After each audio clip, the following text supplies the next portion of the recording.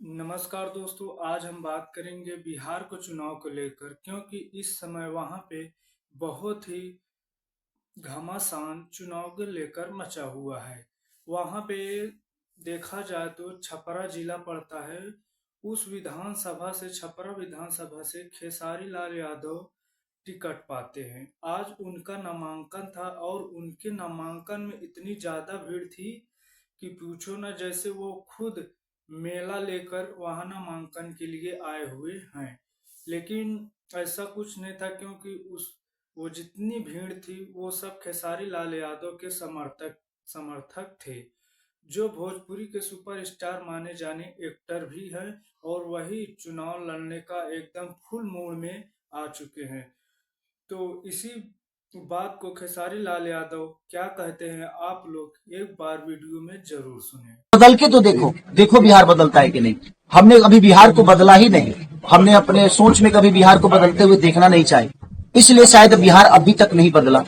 और हमारे तेजस्वी भैया का एक संकल्प है और हमारे पूरे महागठबंधन का संकल्प, और मुझे लगता है कि पूरे बिहार का एक संकल्प है कि हम लोग बेरोजगारी से बहुत जूझ रहे हैं। बिहारी शब्द जब आता है तो लोग गाली के हिसाब से उसको लेते हैं। हम हर शहर में जाकर मजदूरी करते हैं और हमें दुनिया मजदूर समझती है। अगर हम अपने शहर में, अपने घर में मजदूरी करेंगे ना, तो हमें लोग मजदूर नहीं, हमें अपने घर के ही लोग हमें मेहनती बोलेंगे। और शाम को अपने पिता के साथ अपने पिता का आशीर्वाद लेंगे, अपने पत्नी का प्यार पाएंगे, अपने बच्चों को धुतकारेंगे, अपने बच्चों को प्यार भी करेंगे, मारेंगे भी, सब करेंगे, अपने बच्चों के साथ रहेंगे और शायद हम लोग का जीवन अपने फैमिली के साथ।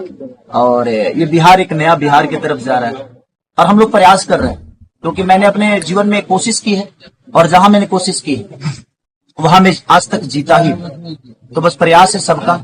और छपरा की जहां तक विकास का बात है, तो मैं अब कोशिश करूंगा कि सिर्फ छपरा ही नहीं बल्कि पूरा बिहार बदले और पूरा बिहार का एक ऐसा चेहरा हो ताकि दुनिया देखे तो कहे कि हाँ यार, क्या बिहार था और क्या से क्या हो गया। गढ़ कहा जाता है, क्या खेसारी लाल यादव इस गढ़ को तोड़ पाएंगे? देखिए, गढ़ तोड़ने के लिए मैं नहीं आया, मैं लोगों की प्यार पाने के लिए आया हूँ। और किसी का गढ़ नहीं होता है। मुझे लगता है कि अगर वो लोग बेहतर काम किए होते तो खेसारी को यहाँ आने की जरूरत ही नहीं थी। मैं किसी का विरोधी नहीं हूँ, मैं किसी का विरोध करने यहाँ नहीं आया हूँ। मुझे लगता है ना कि मैं अपने बुजुर्गों के आशीर्वाद से मुझे जो मिला है, मेरे अपने माता पिता, अगर शायद मेरे पापा यहाँ रह के नौकरी किए होते या यहाँ रह के चना बेचे होते तो शायद मैं भी बेहतर स्कूल में पढ़ सकता था, क्योंकि पापा को बहुत स्ट्रगल करना पड़ा था हम लोगों को पालने के लिए। अगर यहाँ रोजगार होता तो मेरे पापा दिल्ली नहीं गए होते और बहुत सारे शहरों में पापा जाकर हम लोगों को पालने के लिए बहुत, मुझे लगता है कि मेरे से ज्यादा कर्मठ, मेरे से ज्यादा मेहनती मेरे पापा, जो कि हमेशा हम लोगों को, हम बहुत नहीं पढ़ पाए क्योंकि हमारी व्यवस्था नहीं थी। इसमें गलती हमारी पापा की नहीं, हमारी गरीबी थी। तो अगर शायद हमारा बिहार भी कलकत्ता की तरह होता, दिल्ली की तरह होता, तो शायद पापा की प्रॉपर्टी यहाँ होती और शायद हम और आगे बढ़ गए होते। खेसारी जी आज अमित शाह छपरा में आ रहे हैं, क्या कहेंगे आप, कैसे देखते हैं इसे? कैसे देखते हैं? वो गार्जियन है, उनका सम्मान है। मैं किसी व्यक्ति विशेष का विरोधी नहीं, मैं किसी के नीति का विरोधी हूँ कि आपने इतने साल, इतने 15 साल 20 साल में एक फैक्ट्री नहीं लगी। मुझे लगता है कि बिहार में एक भी फैक्ट्री नहीं लगी। ऐसा कैसे हो सकता है कि हम 15 साल राज करें और एक फैक्ट्री तक ना लगे? अपने लोगों को हम खुद ही ट्रेन दे रहे हैं कि नहीं, यहाँ आप जल्दी से ट्रेन ले लो और जल्दी से तुम दिल्ली जाओ, पंजाब जाओ, गुजरात जाओ, कलकत्ता जाओ। मुझे लगता है कि यार हमें बुलाने के लिए ट्रेन दो ताकि हमारे पास रोजगार रहे, तो हमें जाना ना पड़े। हमें ट्रेन की जरूरत नहीं है, हमें ट्रेन की जरूरत नहीं है, हमें अपने परिवार की जरूरत है। अगर हम यहाँ 15,000 भी कमाएंगे तो मुझे लगता है कि उसमें से हम 12,000 बचा लेंगे, क्योंकि ना हमें रूम किराया देना है और ना ही हमें राशन खरीदना है। तो कहने का मतलब आपको मजदूर, यहाँ के नागरिकों को मजदूर बनाया जा रहा है? बिल्कुल जानबूझ के सरकार द्वारा मजदूर बनाया जा रहा है। अगर व्यवस्था आज 15 साल में, लोग कहते हैं जंगल राज, सर जंगल राज था ही नहीं। इन लोगों ने इतना जंगल राज बोल दिया ना कि हमारे बिहार बदनाम हो गया। आज भी जंगले राज है भाई। आप तो 15 साल से हो ना, तो आपने कहाँ बदल दिया?